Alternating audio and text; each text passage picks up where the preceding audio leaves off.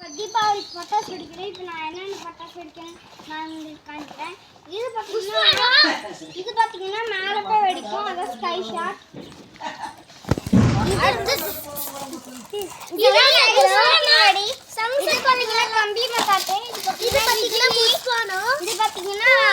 லட்சுமி வெடி, இது பார்த்தீங்கன்னா கோல்டன் லட்சுமி வெடி. அதுக்கப்புறமா பார்த்தீங்கன்னா இது பார்த்தீங்கன்னா குஸ்பானா. அதுக்கப்புறமா இதுதான் ஜாக்கி. அதுக்கப்புறம் தமிழ்ல சாண்டன்னு சொல்லுவாங்க. அதுக்கப்புறமா இது என்னதுன்னா நாங்களாம் இது பார்த்தீங்கன்னா இதெல்லாம் பார்த்தீங்கன்னா என்ன வெடினா இதெல்லாம் ஹனுமான் வெடி. அதுக்கப்புறமா பார்த்தீங்கன்னா நாங்கள் இப்போ சாமி சக்கரம் இதெல்லாம். அதுக்கப்புறமா பார்த்தீங்கன்னா நாங்கள் அடுத்திருக்கோம். அதுக்கப்புறமா நீங்கள் இப்போ பார்த்தீங்கன்னா நாங்கள் இந்த பட்டாசுலாம் வெடிக்கிறோம். நீங்கள் எனக்கு ஒரு லைக் பண்ணுங்க. இது நல்லா வெடிச்சுன்னா லைக் பண்ணுங்க, இல்லைன்னா லைக் பண்ணுங்க. இன்றைக்கி சாப்பிடலாம் தீபாவளின்னு நினச்சிட்டு வந்தேன்.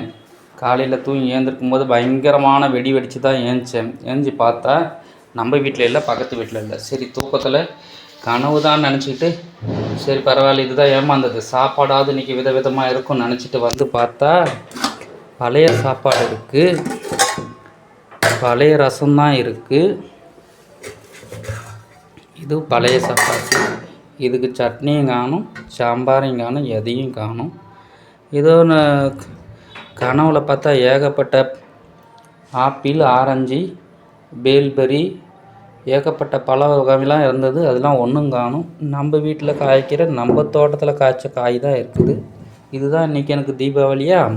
சரி சாப்பாடு கெட்டு போயிருக்கா இல்லை அதாவது நல்லா இருக்கான்னு பார்ப்போம்.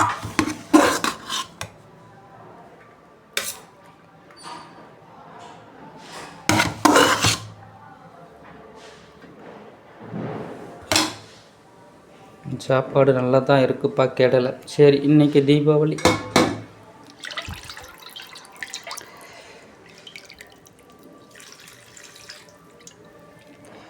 சரி சாப்பிட்டு முடிச்சுட்டு ட்ரெஸ் எல்லாம் புதுசாக இருந்தது கனவில், அதாவது கரெக்டாக நடக்குதான்னு சொல்லி பார்ப்போம்.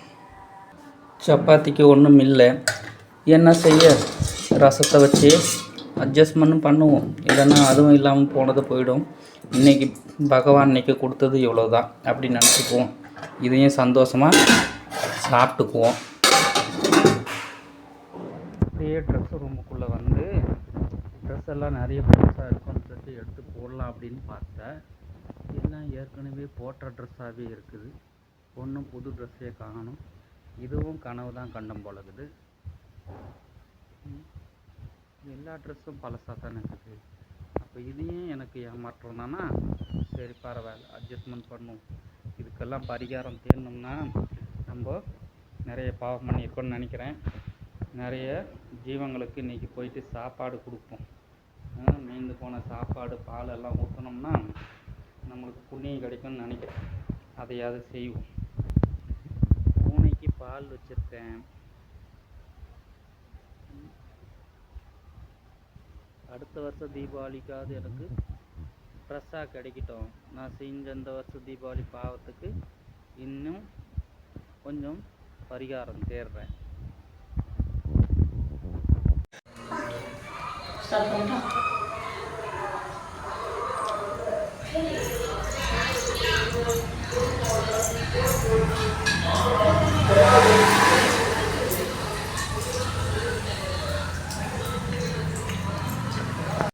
மகனே, இன்று நீ வருத்தத்துடன் வந்திருக்கிறாய். உனக்கான வருத்தம், உன்னால் இன்று பண்டிகை கொண்டாட முடியவில்லை. மற்றவர்கள் போல வான வேடிக்கைகளும் ஏகபோக வாழ்க்கையும் வாழ முடியவில்லை என்று உனக்கான வரம். நீ சாகும் வரை உழைத்து கொண்டே இருக்க வேண்டும். மற்றவர்களைப் பற்றி கவலைப்படாதே. அவர்கள் போன ஜென்மத்தில் அவர்கள் மூதாதையர் செய்த பாவம் புண்ணியங்களில் பெயரில் இன்று வாழ்கிறார்கள். அவர்களின் சிலர் செய்யும் பாவங்களுக்கு உன் கண் முன்னே அதற்கான பரிகாரங்களை அனுபவிப்பதை நீ பார்க்கலாம். அவர்களைப் பற்றி ஏக்கப்படாமல் உனக்கான பணியை மட்டும் செய். சிலர் நிறைய லஞ்சம் வாங்குகிறார்கள், சிலர் அடுத்தவர்கள் உழைப்பில் வாழ்கிறார்கள், சிலர் மற்றவர்களை ஏமாற்றும் திருடியும் ஏகபோகமாக வாழ்கிறார்கள், சிலர் மனசாட்சி இல்லாமல் வாழ்ந்து கொண்டு இருக்கிறாள் என்பது உன்னுடைய இயக்கம். அதற்கெல்லாம் தண்டனை உண்டு. மகனின், நீ இன்று செய்யும் பாவங்களுக்கு தண்டனை இன்றோ அல்லது நாளையோ கிடைக்கும். அதை மட்டும் மறந்து விடாதே. உனக்கான பணியானது கடைசி வரை வேலை செய்ய வேண்டும். அப்போது சில நாள் உனக்கான வெற்றி கிடைக்கும். அதை வைத்து நீ கொண்டாடி மகிழ்ச்சியடைந்து கொள். கிடைக்கவில்லை என்றால் இன்று நாள் நல்ல நாள் என்று நினைத்து கடந்து செல்.